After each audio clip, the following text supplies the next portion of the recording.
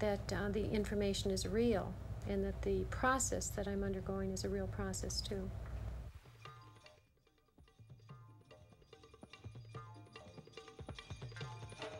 I feel like cosmic energy, energizing.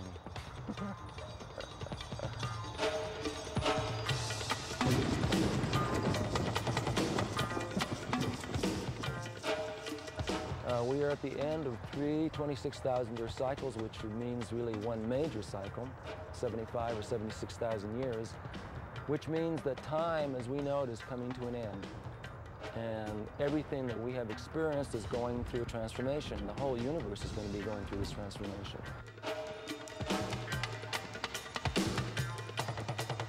It doesn't just involve the Earth, it involves all of the interdimensional universes that we can't see that are existing in the same space-time. It involves other galaxies in our quadrant of the universe. It involves beings both physical and non-physical.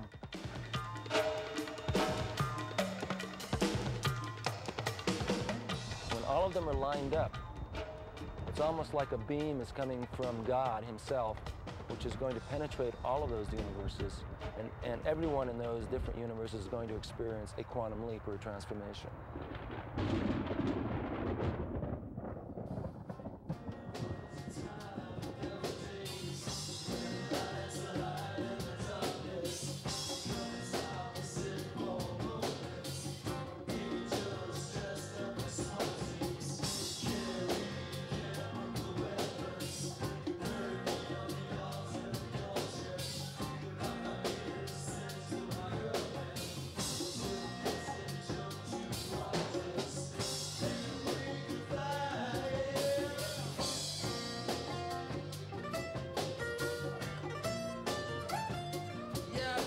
Video voodoo game, the latest wraparound technology, virtual time, virtual space, virtual pain, real death, whoa, chaos, random equations screwing things up when least expected.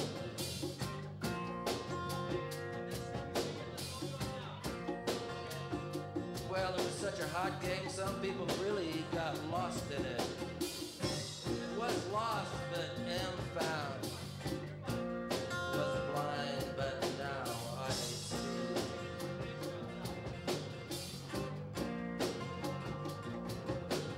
The dream that was and is and shall be is now. Pay attention. Watch closely. It's a movie. It's your movie. Roll credits.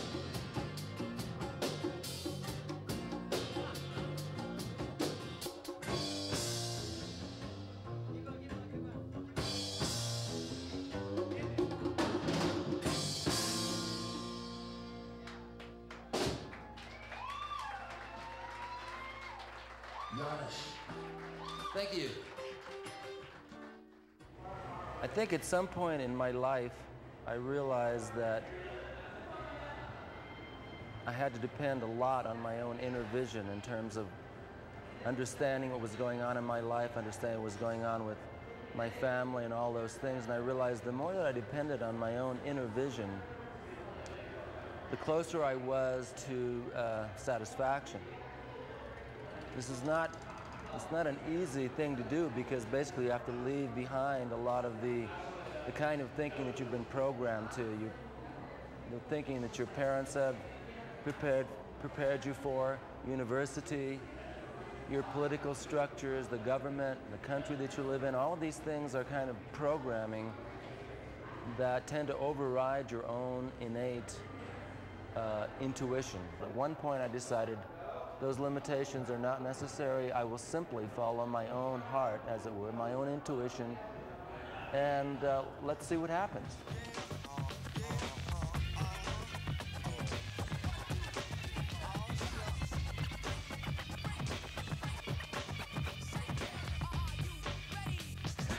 That's the Templar.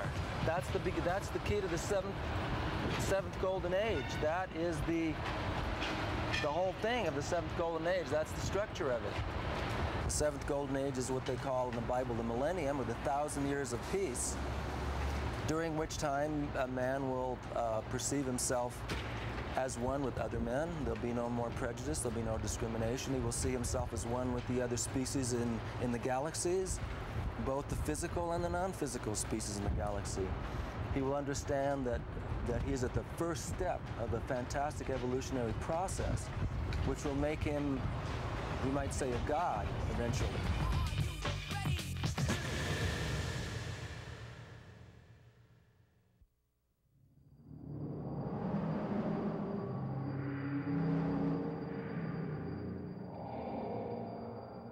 The ideas that are contained in Star Trek, I think, are very contemporary. They deal with things like time travel, other dimensions, getting used to the fact that you are one species among many different species in the universe. Those are all very contemporary ideas. Sometimes I think that maybe Star Trek was kind of overseen by the Ascended Masters. I believe that a lot of the writers, a lot of the artists who are basically channeling information without even knowing where it's coming from are actually receiving telepathic communications from extraterrestrials, preparing them by giving them stories and images, preparing them for the actual facts of the actual contacts. Your carelessness might have ended this glorious mission. I think it's pretty much been proven that science fiction really is a precursor of science.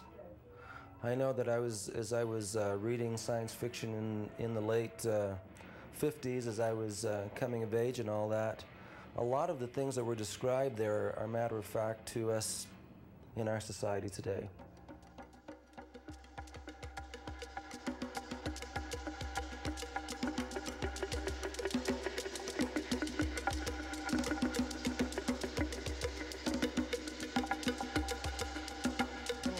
Half pita, lettuce. Don't think that the earth and life and death are all that exists. Listen to your heart, and eventually you will understand that you're an infinite, eternal being, that you are expressing God's will in being here, and not to short yourself on your destiny and what your possibilities are.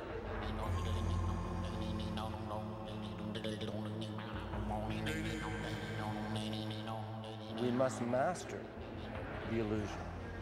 We must learn not only how to see through it, but basically how to control it. And this is what the destiny of the new age is going to be, is that we're going to have a bunch of people all of a sudden realize, God, I have these abilities, I have this talent. Yeah, I like to think of this period that we're in as a period of awakening, because people, I think, are slowly going to become aware of the fact, number one, that we're not alone in the universe and that we have been in contact and under observation by extraterrestrials for a long, long time.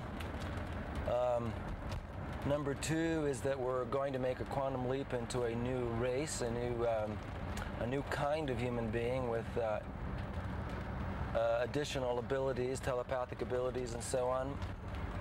On the personal level, I think what's really interesting is that everyone is going to realize that they create their own reality.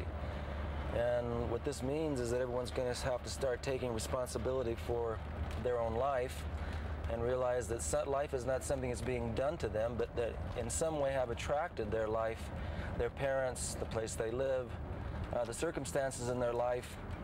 They have attracted this through the force of their own mind.